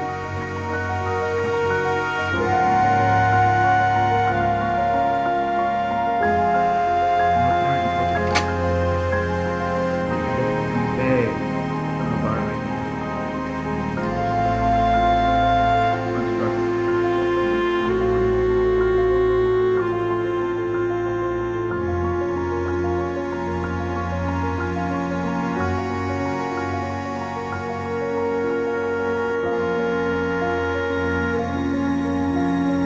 We're running out of time and cut short this time. We'll go to the last project. My apologies. I know that's not a Hollywood thing to do, but my apologies. So the last project actually is a quite interesting project. The second project for this pairing is a competition we won 6 years ago.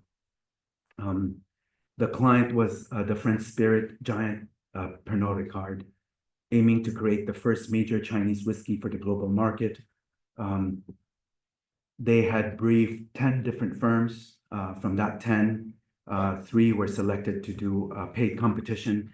And it was very important for them that the Scottish icon of a whiskey distillery was in place.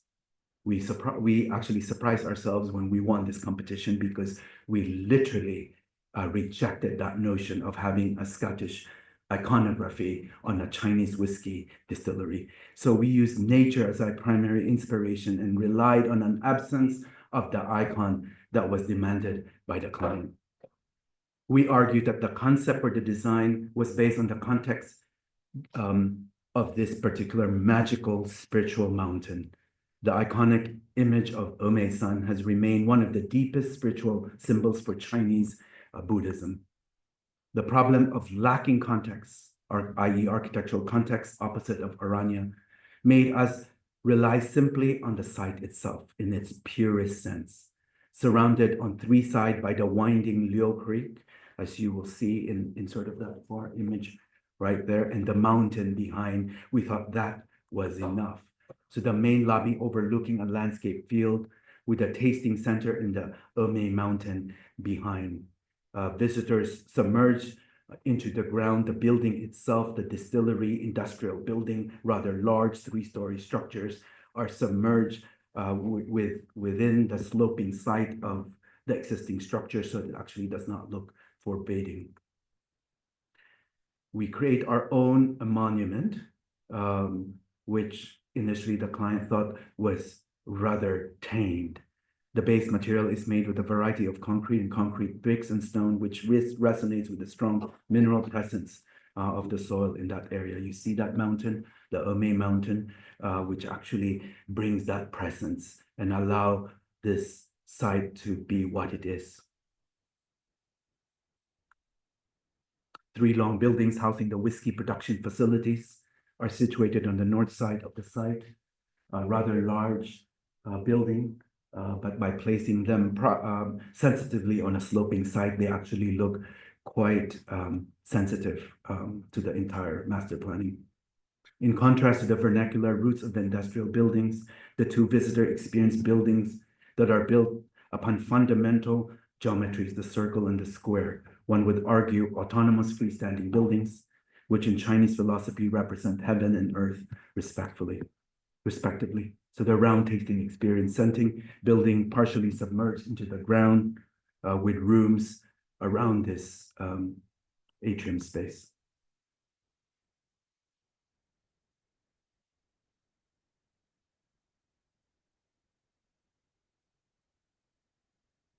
This is that final building that housed the restaurant and also the landscape that leads you down to the Liu Creek.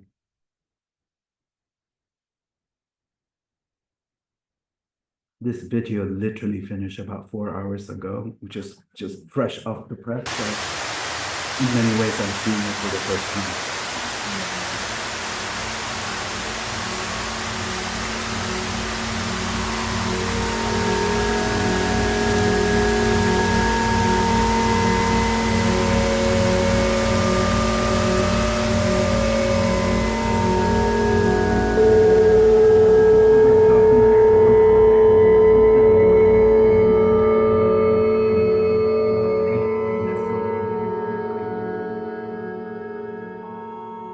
revered ground upon which our site sits has a rich history itself. Through the centuries, this land was once an impressive monastery, a site of historic battles, and a stomping point along many pilgrimage and trade routes. While any built remnants of the past no longer remain on site, its very emptiness is powerfully suggestive of all its fabled values.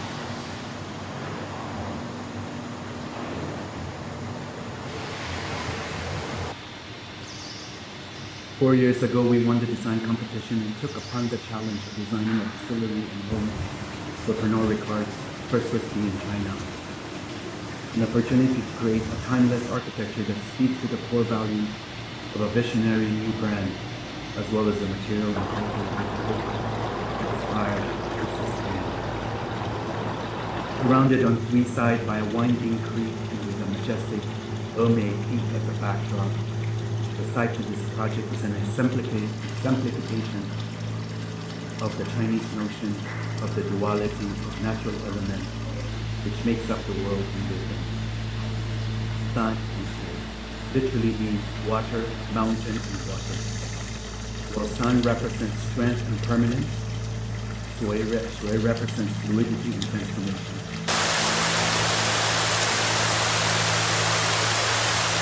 There are 2 opposing yet complementary forces. First is the philosophy, system of the global and true conceptual very true, rising with underneath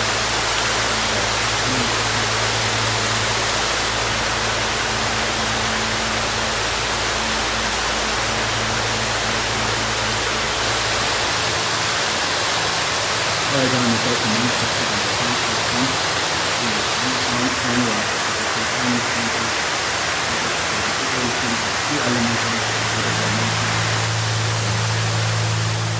Architecture itself manifests its balanced duality in many ways.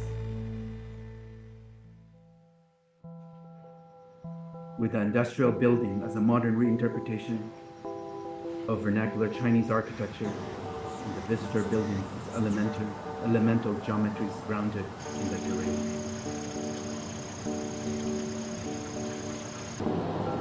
Beside a deep appreciation for the site's natural resources, the project is also an embodiment of the Renaissance artistry embedded in whiskey making and blending with the dialogue between Chinese craftsmanship and knowledge of materials.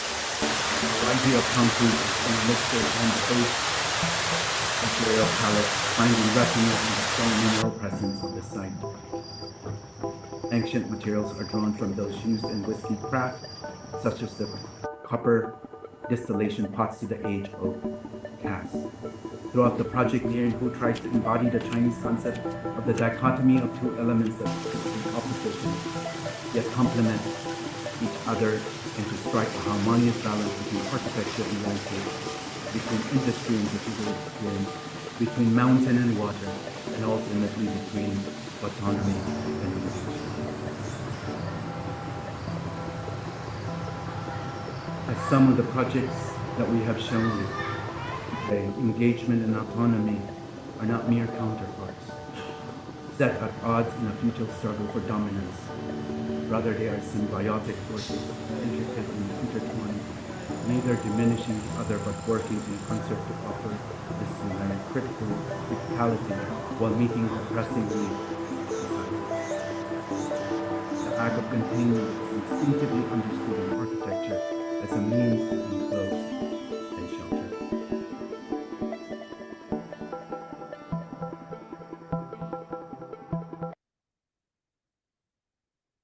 Engagement cannot and must not be a passive accommodation to inherit conversation. It demands instead an active and dialectical exchange, a relentless integration of the very context we inhabit, the condition we respond to, and the roles we are asked to play. Henry Ford's retort that had he asked what people wanted, they would have begged for a faster horse, serves as a stark reminder that blind compliance stifles innovation, tethering us to the known and depriving us of the yet to be imagined.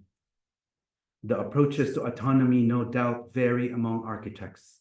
Our tools and methods diverse, even within this room. Our aesthetic sensibilities clash, but beneath these differences lie shared philosophical foundations, a collective aspiration for formal innovation that holds the key to architecture's agency in society. This agency, however, does not rest upon architecture's anxious pursuit to justify itself as a higher art form, a lamentable tradition that has often sought refuge in the mythologies of origin, the construction of treaties, or the fevered drafting of manifestos, from Plato's Republic and the doctrine of art as mimesis to our present moment. Architecture's quest for autonomy has often been a bid to resist this reductive classification, an effort to elevate the profession beyond the confines of imitation towards an engagement with higher truth and universal value. But in the end, this balancing act between engagement and autonomy is not a mere intellectual exercise. It is a profound ethical imperative. Architecture must not only shape society, it must at every turn challenge it. It must not simply mirror the world as it is, but reflect back to us the world as it could be. To forsake this balance is to surrender the very essence of architecture's power, its ability to create and to critique, to build and to question, to envision a future that transcends the limitation of our present. Let us not, in our pursuit of one, lose sight of the other, for it is the tension between them that architecture finds its voice, its relevance, and indeed its soul. Sarah Whiting challenges the term adaptive reuse in the article she wrote on our projects in Domus magazine, offering another term, seamless synthesis, as her preference to mean something that unlocks intellectual horizons and other worlds with particular magical precision. Quiet synthesis, she argues, that is not meant to mask or distract, but neither is it meant to call attention to itself. Hopefully, with this and the other projects we have shown you today, which cross divides between the past and the future, between typologies, between location and cultures, between traditional design practice and alternative programs and functions like exhibition, installation, teaching, and writing, between autonomy and engagement, we are able to bring forth new meanings to architecture by its ability to construct new relationship. Thank you for allowing us to share with you today a glimpse of our struggle, sometimes a very lonely journey, trying to convince clients, government, students, colleagues, and even family members, yes, family members, the importance of finding a purpose and meaning in what we do. But as the French philosopher once said, and we believe strongly, we do not aspire to be eternal beings. We only hope that things do not lose its meaning and purpose. Thank you.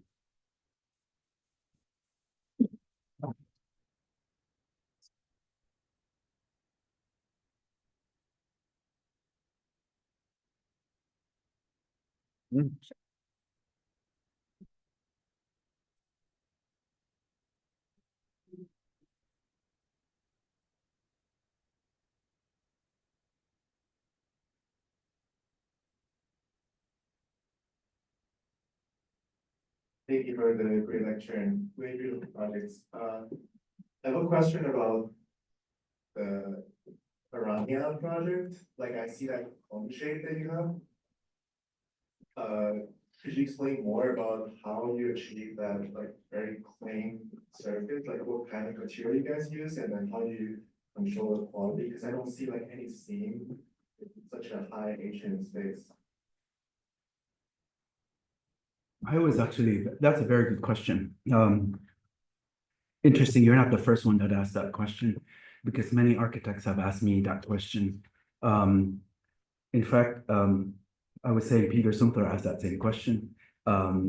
Li Hu from Open Architecture asked the same question.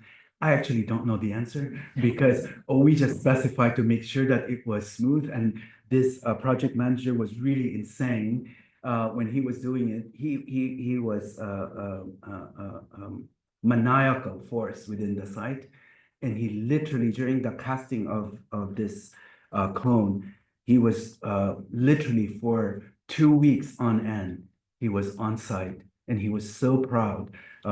We did make a mistake, if you notice, that little what I call is it a deck? Is it a deck or is it a, what do they call, balcony? A little balcony. When I went to the site, it was this high.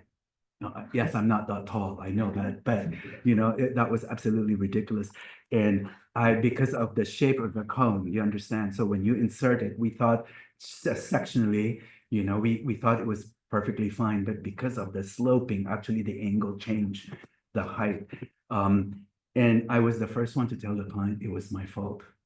And that was, I didn't ask him to change. I just said, oh, this is really terrible. I made a mistake. And you know, this really ruined your project. And he says, go ahead and change it. So, you know, sometimes humility works in our favor. After it's built. This was after it was built. I don't suggest you do this, but you know, no. But yeah, to answer your question, I do not know. I'm going to be very honest with you.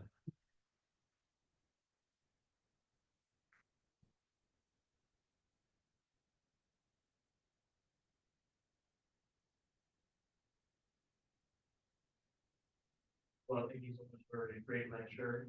This is a question on the project of the vertical lane in Shanghai. So I noticed that the third story was sitting on top of the historical ruins was a bit different visually than the in terms of material. So like rather than merging it with the original material, like what drives to make the decision other than just differentiate what is seen by wisdom.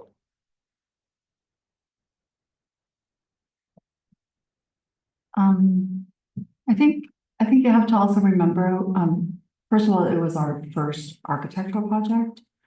And at the time, this is what, 18, 17, 15 years ago? 50.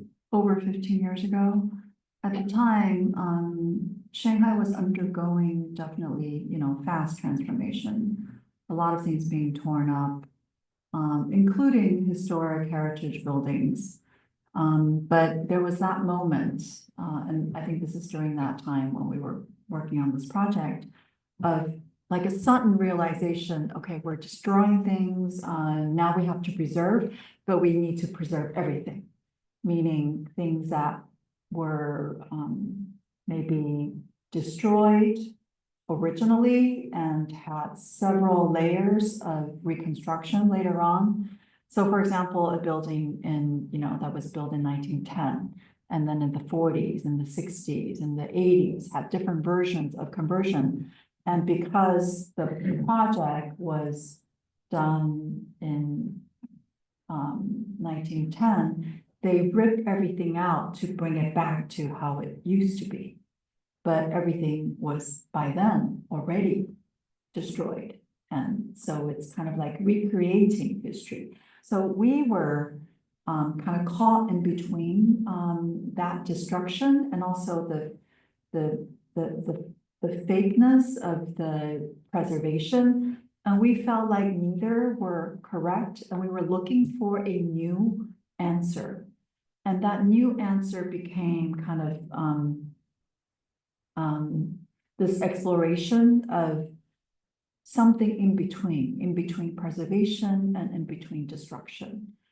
We thought, why not preserve something that shouldn't be preserved? Because what should be preserved in China, if you're from China, you know, they put on a bronze plaque, 铜牌, meaning this is, you know, history. You have to preserve it because so-and-so lived here or whatever. But the rest of the city just gets destroyed. So this was a project that didn't deserve to be kept, deserved to be preserved, but we also wanted to question, you know, whose authority should we listen to? Who has the authority to keep this building and not that building? This district and not that district. So we said, hey, you know, as architects, we actually can talk the client into preserving part of this history that is deemed undeserving, yet we believe it has certain kind of qualities, especially to the neighbors who are living around that building, that, you know, it's their childhood memory, it's part of their tradition. So why don't we preserve what we can, but add on to it? So it's like, you know, giving a fresh life to something that was useless, making making useful something that isn't deserving. And so we tried this idea of, putting other materials and forms that maybe can create a new reality, a new future for something that used to be there. So that's why we didn't think of recreating that existing building, but it had to kind of be contrasting. And that was our first kind of urban reuse project. So through the contrast, finding, different ways of decoding also legibility for ourselves and also for the users became kind of this language that we developed for urban reuse projects. We were also very interested in sort of the local typologies and the precedents that were there, right? The lane houses. And we were bothered by the fact that travelers would come and would only be interested in the high rises or Xintiandi, for instance, which is a commodified kind of commercial area. Not to say it's bad, but those were the two polar opposite, extremely historical and extremely new. Somewhere in between was not important to them. And so we were interested in kind of searching a new paradigm, a new language to understand. And not everyone understood. In fact, during the opening of this hotel, the head of tourism came to the opening, literally walk in that front door and look at me and said, "You have made an embarrassment of the city," and turn around.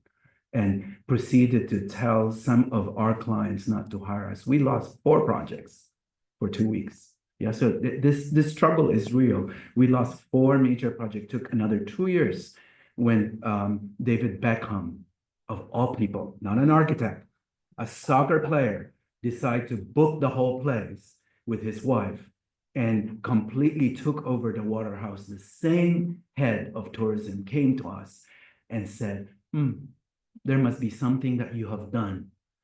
That was something that was amazing. And asked us for the image of Waterhouse. And it became the brochure, the front page of his brochure for tourism.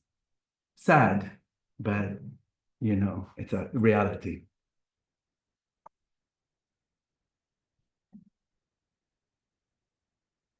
Oh, Yeah. my last one. Somebody from Shanghai. Hi, and then good to see you here. You've built an incredibly successful architectural practice starting with Shanghai in the last 20 years and now internationally. But times very different in China as well as the world now compared to when you started. So I wonder what advice would you give to young architects nowadays in China and beyond? Oh, such a good question, a tough one. But I would say in a way, it's a good thing that the young people are living in a time where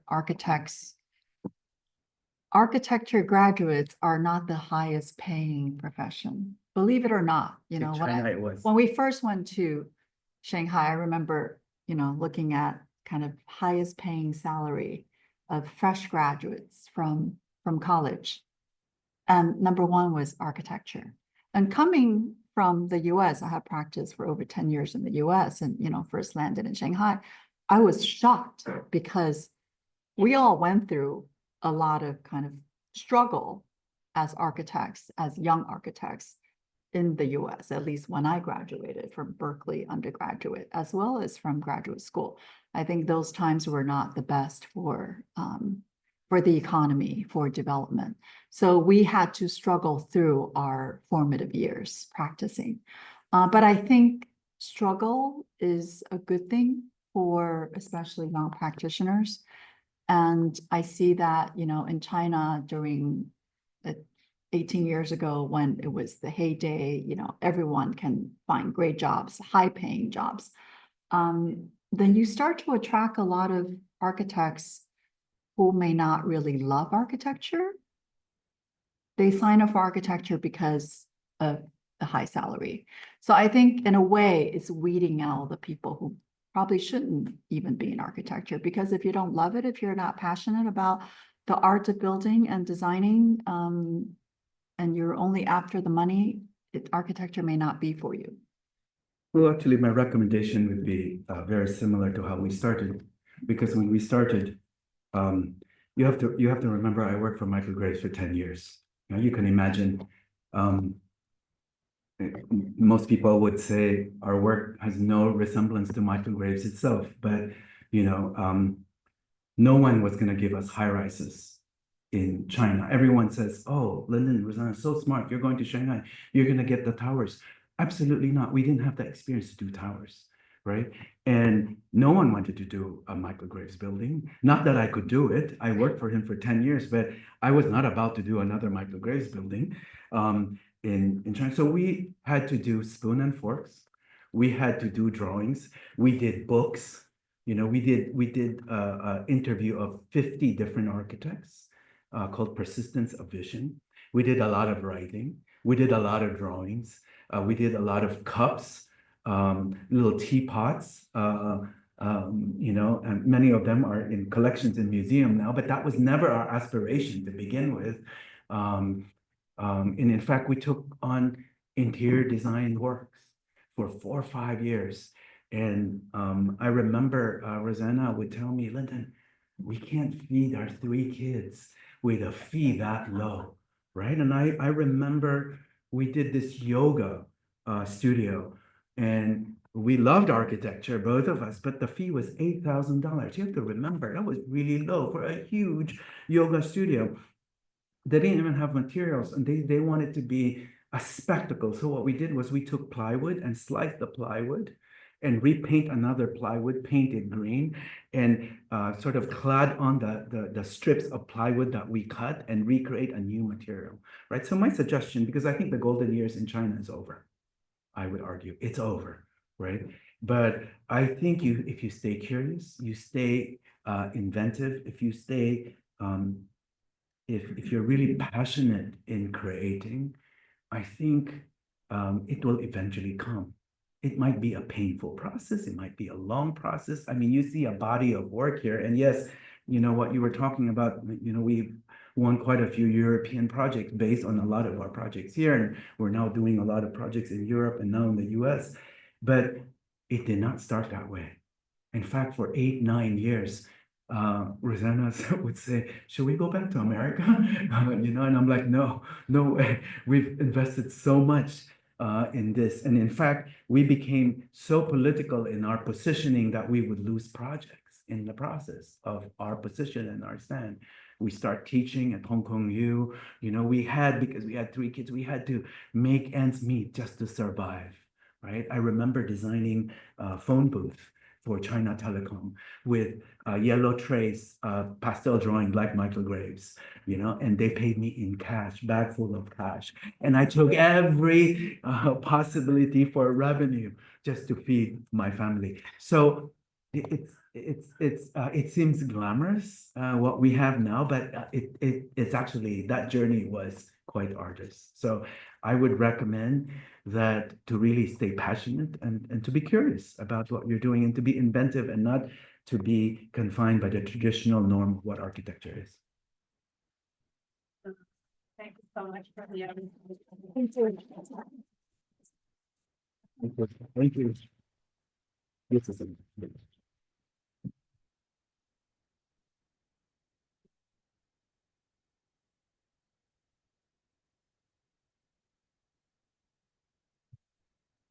Rossana, thank you very much. Did you fall asleep? You've done this before. Yeah, sometimes. Is this mine here? This is mine. That's yours. Okay, and that is mine too? No, that's yours. I mean, Okay, you exchange. Okay, good. do you want it? Good, good. No. I would give to you.